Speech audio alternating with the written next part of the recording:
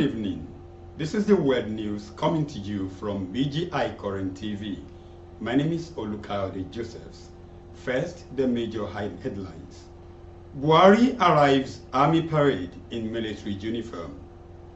Buhari regime desperate for Nigeria air to take off. No NCAA approval yet. Governors to meet Buhari on new revenue formula presentation to the National Assembly. Supreme Court adjourns Nnamdi Kanu's appeal. Cash crunch crippled Nigeria's economy, says the United Nations. Timothy Adegoke's mother, trial, may start afresh as Adedoyin hotel worker asked court to fire Falana. There is a new killer syrup in town. NAFDAC warns Nigerians. UTME candidates brought knives to center, threatened to harm officials. China warns United States, South Korea against provoking confrontation with North Korea. Nigeria loses to Bulgaria at IHF Championship opening games. Now, the news in details.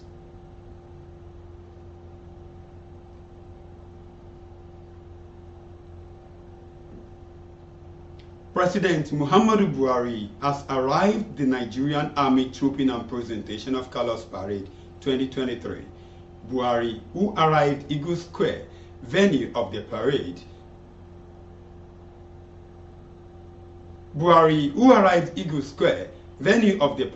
at about 10:18 a.m.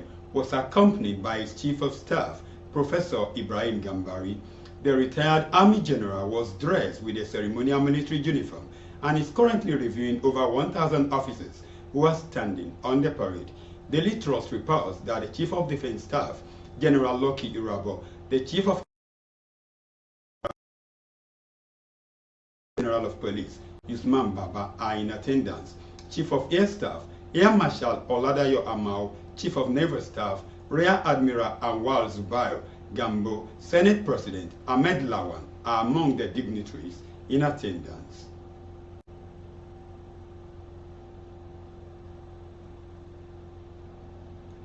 Buhari regime desperate for Nigeria air to take off. No NCAA approval yet.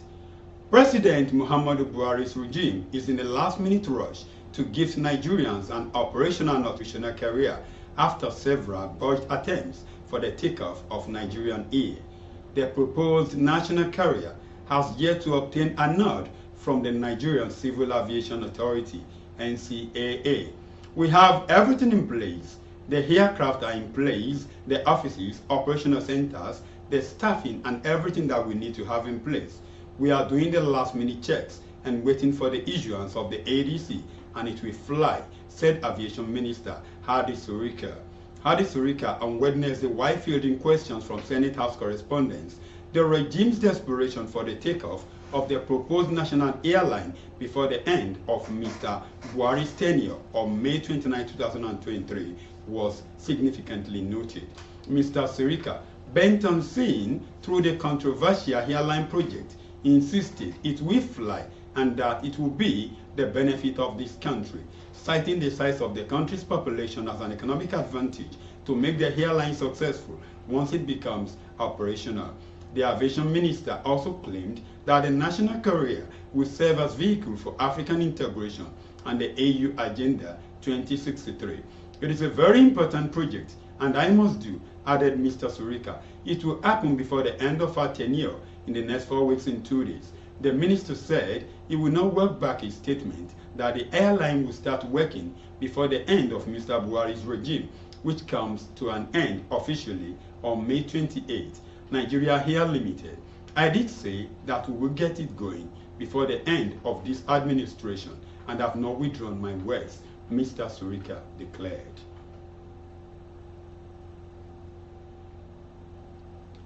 Governors to meet Buhari on new revenue formula presentation to the National Assembly.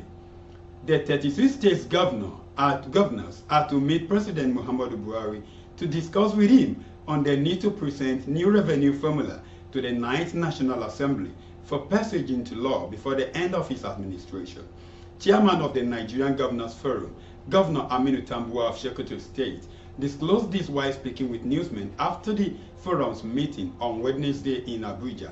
Tambuwal said the governors discussed issues that bordered on national, subnational, democracy, and good governance, including the need for the timely release of the collected stamp duties warehoused in the Central Bank of Nigeria for disbursement. Today, we discuss the guidelines by the Nigerian Financial Intelligence Unit on financial regulation that it is working on in ensuring that Nigeria is taken out of grey list at the Financial Task Force.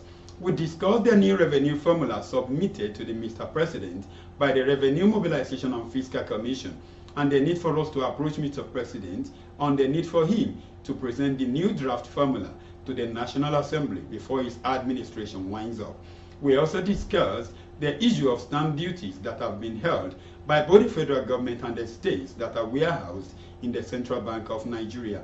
We are working to make sure that it is released for disbursement to both federal government and state, Tambuwal said. Fielding questions on the details of the new draft revenue formula and if the forum was satisfied with it, Tambuwal said the details of the new formula will be revealed when presented. We are going to meet Mr. President as the leader of the forum, and we will appeal to him to present that draft revenue formula.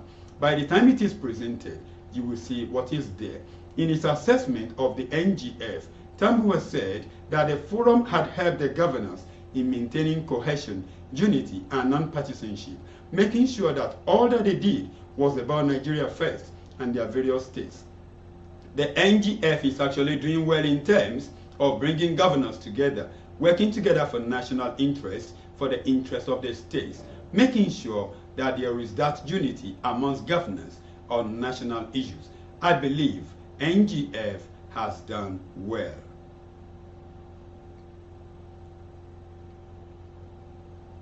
Supreme Court adjourns Nnamdi Kanu's appeal. The Supreme Court on Thursday morning adjourned the appeal hearing of Nnamdi Kanu, the leader of the indigenous people of Biafra, to May 11, 2023. Politics Nigeria reports that this update was made known by Barrister Aloy Ejimaka, the special counsel for the outlawed group and its detained separatist leader. The reason for the adjournment is not clear, as at the time of publishing this report. Ejimaka said in a tense message, sadly, the Supreme Court has adjourned the appeal hearing to next month. The Supreme Court was scheduled to hear the IPOB leader's appeal against a 2022 judgment by the Court of Appeal.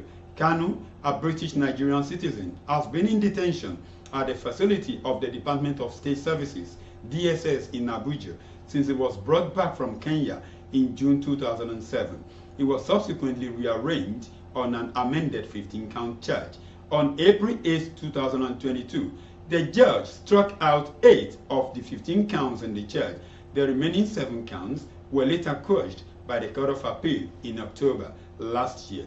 Delivering judgment in the appeal, a 3-member panel of the Appellate Court, led by Hannatu Sankey, held that the federal government flouted the Terrorism Act in violation of international conventions and treaties, hence breaching the rights of the respondent.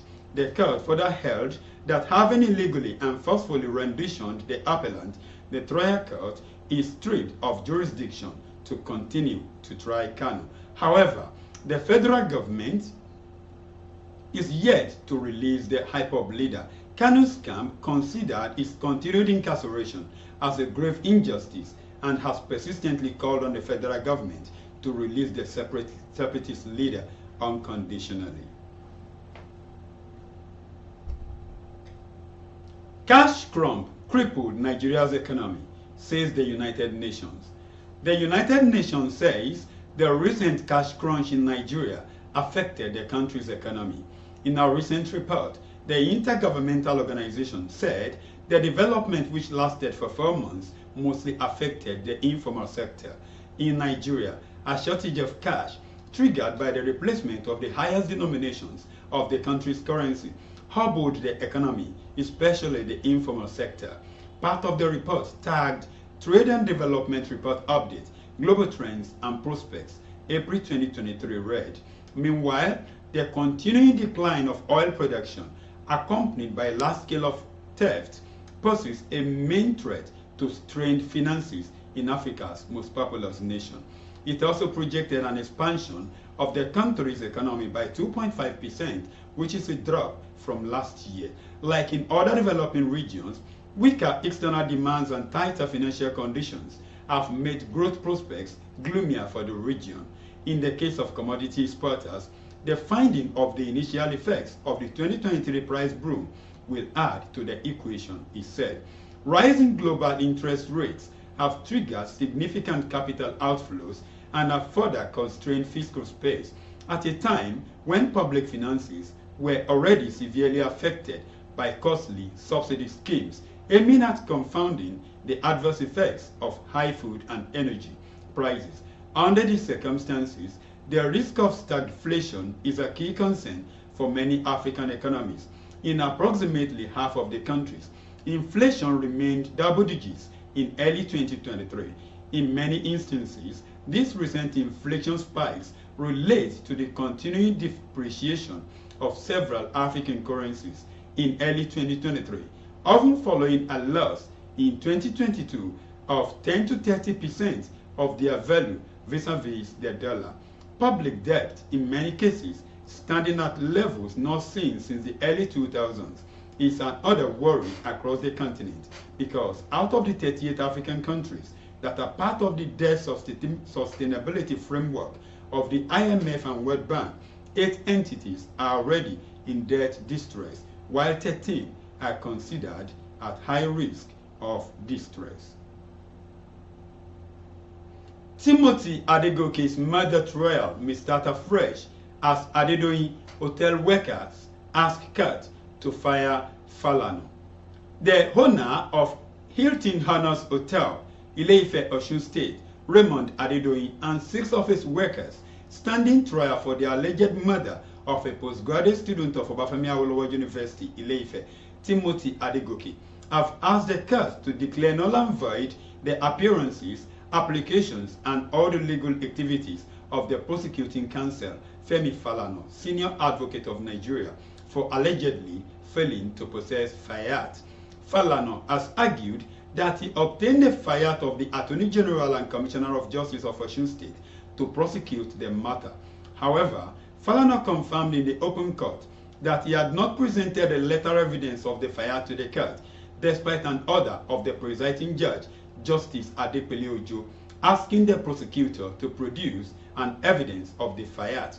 When the matter came up on Thursday for presentation of fresh applications and written addresses at the Osun State High Court 1 sitting in Osogbo, counsels of the defendants, including Yusuf Ali, Roland Otaru, and Moitala Abdurrashid, said they had 5 separate applications, urging the court to declare null and void and unconstitutional the appearances and applications of Falana, Fumi Falana, and Fatima Adesina for failing to show proof that they are appearing with the approval of the Attorney General of Osun State and Commissioner of Justice.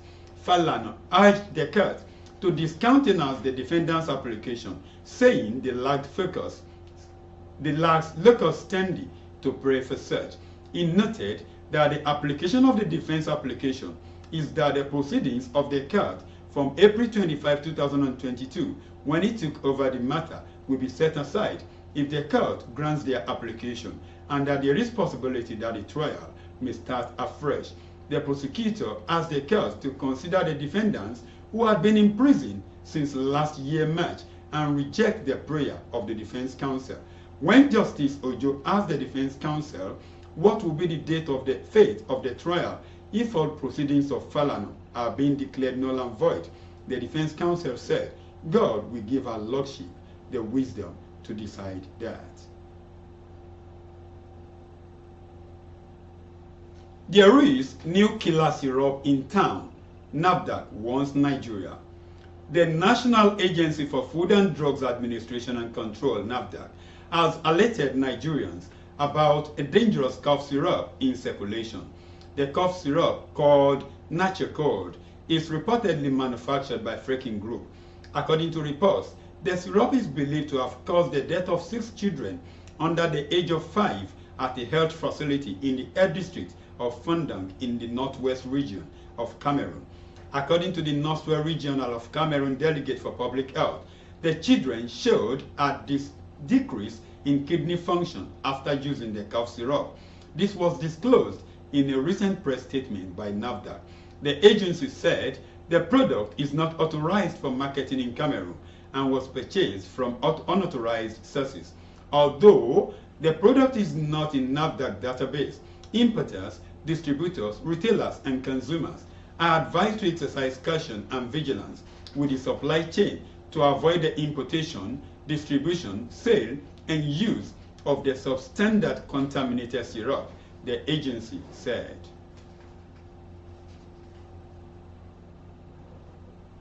UTME candidates brought knives to center, threatened to harm officials. JAM. The Joint Admission and Matriculation Board says knives-wielding candidates of the Unified Tertiary Matriculation Examinations threatened JAM officials and representatives with violence. The allegation followed reports which JAM admitted that many candidates at the Christ Ambassadors College, Sabon Tacha, Kaduna Center could not see the exam due to technical issues. Bakasu Abdullahi, the JAM supervisor at the center, explained that the server could not accommodate 250 computers simultaneously as planned. The JAM officials arrested the candidates' parents of being unhelpful. The JAM officials accused the candidates' parents of being unhelpful amidst the threat of violence. The situation on Tuesday was terrifying, as some of the candidates were wielding knives and threatening us when we were explaining the technical issues and what we intended doing to remedy the situation, the JAM supervisor alleged. She advised parents to guide and teach their children good manners, saying that coming to examination centers with knives was unacceptable. The parents did not also help the issue when, rather than calming their children, some of them were shouting at the top of their voice, threatening to take legal action against JAM, stated Ms. Abdullahi. Ms. Abdullahi said candidates who missed the examination on the first and second days were asked to submit the examination slips to enable JAM to reschedule their examination to another day. The JAM supervisor stated she regretted the technical issues, adding that JAM was working with the center management to address the issue, just as she assured parents that no candidate will miss the examination. The Christ Ambassadors College manager, Tosin Akinpaloye, explained that the technical issues occurred because of a JAM server upgrade to work well on computers with CO17 processor. Mr. Akinpaloye said the school's computer center had 260 laptops and 20 desktop computers running on CO15 processors. I assure you that all the candidates that will write the examination on Thursday will do so without a hitch, she said. The situation was, however, different at Kaduna State University Center when the JAM coordinator, Benedict Okwe, said the facilities were working perfectly and the candidates were well behaved. One of the candidates at the center, 15-year-old Favor Bamigboye, who wants to become a doctor, said the examination went smoothly without a hitch. Similarly, some candidates who wrote the examination at Queen Amina College Center commended JAM and the school management for a hitch-free exercise. This is the first time I am writing the UTME. I am impressed because everything went smoothly, one of the candidates at the center, Hafsat Abubakar, said. China warns US, South Korea against provoking confrontation with North Korea. China warned Washington and Seoul against provoking confrontation with North Korea on Thursday after President Joe Biden and the South Korean counterpart said Pyongyang will face the end of its leadership if it uses the nuclear arsenal. All parties should face up to the crux of the Korean Peninsula issue and play a constructive mile in promoting a peaceful settlement of the issue, Foreign Ministry spokeswoman Mao Ning said. She urged against deliberately stirring up tensions, provoking confrontation, and playing up threats. At a summit in Washington, Biden and Yu Jong-un made clear that if the isolated dictatorship in North Korea attacked the South and the United States, the response will be devastating. The two sides also agreed that the U.S. security shield for South Korea will be strengthened in the face of the nuclear-armed North missile test. Beijing condemned that decision Thursday, saying Washington ignores regional security and insists on exploiting the peninsula issue to create tension. What the U.S. is doing provokes confrontation between camps, undermines the nuclear non-proliferation regime and the strategic interests of other countries. Menu said, U.S. moves, she added, aggravate tensions in the peninsula, undermine regional peace and stability, and run counter on the goal of denuclearization on the peninsula. In sports, Nigeria loses to Bulgaria at IHF Championship opening games. Nigeria's under-24 male handball team on Wednesday lost their opening game to host Bulgaria at the 4th International Handball Federation Emerging Nations Championship. The game, played at the Palace of Culture and Sports in Varna, saw the hosts beat their African rivals 23-19 to make it their second win at the tournament. They had earlier defeated Azerbaijan. Nigeria managed to stay close in the game and exerted some pressure on Bulgaria, especially with the first half ending 11-13 in favor of the hosts. The Europeans, however, showed they wanted the win more, beating the Nigerian team being coached by Solomon Yola by 4 points to stay top in Group D. Nigeria will face Azerbaijan on Thursday, with a win securing them a spot in the tournament's placement matches. Meanwhile, the two wins have qualified Bulgaria to the semi-final of the tournament, where they face Cuba, the top team in Group C, on Saturday. A total of 12 teams, grouped into 4, are currently participating in the tournament, which is expected to end on Sunday. That is the end of the World News on BGI Current TV. For more news items and updates, follow us on all our social media handles, BGI TV Current, on our Facebook page, Bagedeimo with Alawiye Adebayo, and on Instagram, Bagedeimo_22. For advert placement, call the number scrolling on your screen. I am Olukaode Josephs, and thank you for listening.